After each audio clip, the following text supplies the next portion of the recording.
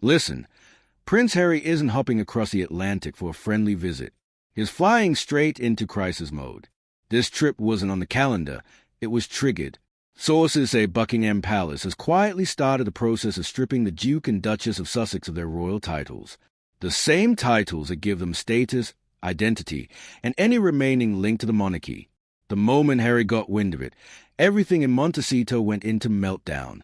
He wanted the first jet out, no PR planning, no public announcement, just a frantic rush to London. His mission? Try to stop what feels inevitable. And surprisingly, the person is desperate to reach isn't King Charles. It's William. Because while Charles battles illness and steps back from day-to-day decisions, William has stepped in, and insiders say is taking charge fast. They are calling it the pre-succession phase, where the heir isn't waiting for the crown to act like a king. And William's message is clear, his cleaning house. Palace insiders claim Harry's hoping for a private meeting. One final plea before the titles vanish for good. He's even willing to apologize, something he's refused to do for years. But here's the sign that things aren't going his way. Buckingham Palace hasn't confirmed his visit. No official statement, no welcome, no mention. When the palace goes silent, it's not indifference, it's disapproval. As Harry's jet cuts through the sky toward London, the reality hits hard. He's not flying home for reconciliation. He's flying into reckoning. The monarchy has changed. Charles might still wear the crown, but William now controls the board. And William's not talking about forgiveness. He's talking about damage control, protecting the royal brand, stabilizing the finances, and cutting liabilities. In his view, the monarchy isn't just family, it's a business. And right now, that business is bleeding.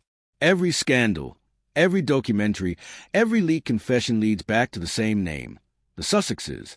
With Charles too ill to intervene, William's patience finally snapped. And if you want to know when the line was crossed, look no further than the Yorks.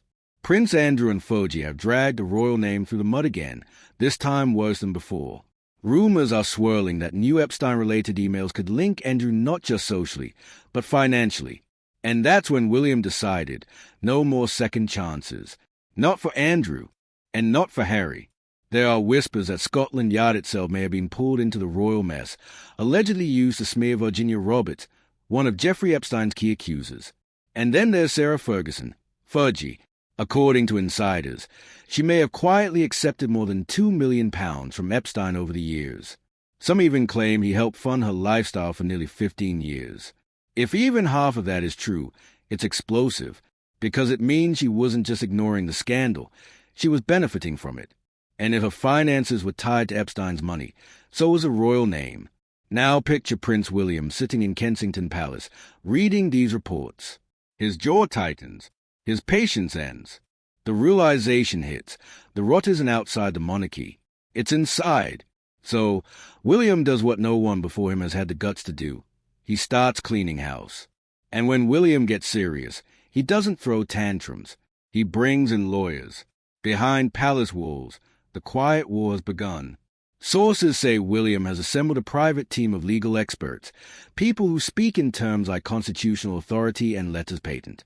Their mission? Redefine the rules of royal accountability. Remember that public petition to strip Harry and Meghan of their titles? Parliament brushed it off, saying only the monarch had that power. Well, William's team is allegedly making sure that, when the time comes, he will have that authority. And it starts with Prince Andrew. The plan, insiders claim, is to strip Andrew's titles first, to create legal precedent. Once that path exists, the same process can be applied to the Sussexes. That way, no one can accuse William of acting out of emotion. It becomes procedure, not punishment. Cold, clean, calculated. And here's the twist. Whispers in Westminster suggest members of Parliament quietly support him. They want a modern, scandal-free monarchy that actually practices the accountability it preaches. To them, William isn't being ruthless. He's being responsible. So while Harry races to London, hoping for reconciliation, William is building a case, not for peace, but for reform. This isn't a family argument anymore. It's a royal corporate takeover. Meanwhile, across the Atlantic, Meghan's response is pure Hollywood. Instead of laying low, she's reportedly preparing to launch her own cosmetics line. and she's doing it under the name Duchess of Sussex. Not as a title, as a surname. That means even if the palace strips her of her royal status, she can still legally sign contracts as Meghan Duchess of Sussex. It's clever. It's defiant. It's Meghan at her most strategic. But William's already a step ahead. Sources say palace lawyers have filed to block any trademarks linking Duchess of Sussex to commercial products. Translation: if Meghan tries to sell makeup, perfume, or dog biscuits under that name, the palace will shut it down immediately. And remember that iconic Diana watch Meghan used to wear in photos? Gone. Insiders say William demanded its return. No more royal heirlooms used as props for publicity. Now, Meghan's reportedly fuming in Montecito, while William quietly dismantles her empire from 5,000 miles away. The message from London is clear. You can sell your story, but not our crown. The late Queen once warned Meghan, don't play the game. Now, William's making sure she never gets a chance to win it. In London, the air turned cold whenever those two names, Harry and Meghan, are mentioned in the same breath. And when word reached Harry that William were preparing the legal paperwork to strip their titles, insiders say he snapped into full crisis mode. No press releases, no PR team, just panic. He doesn't want to email. He doesn't want to negotiate. He wants to look his brother in the eye and plead. The plan? Apologize, appeal to family, maybe even beg if it comes to that. But palace insiders are clear. William isn't interested in tears.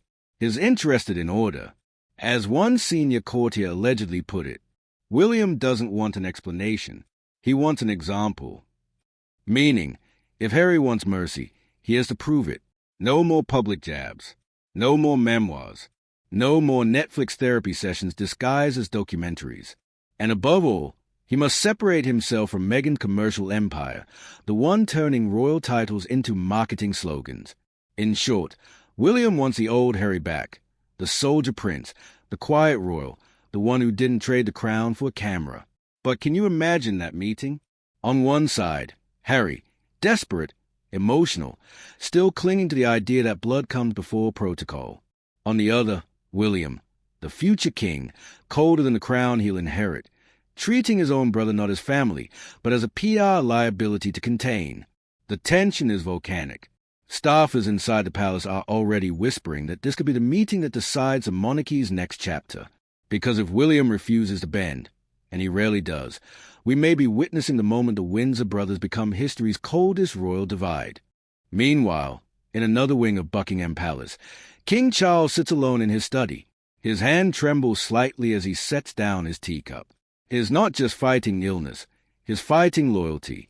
On one side is the son he loves, the boy who lost his mother and his way.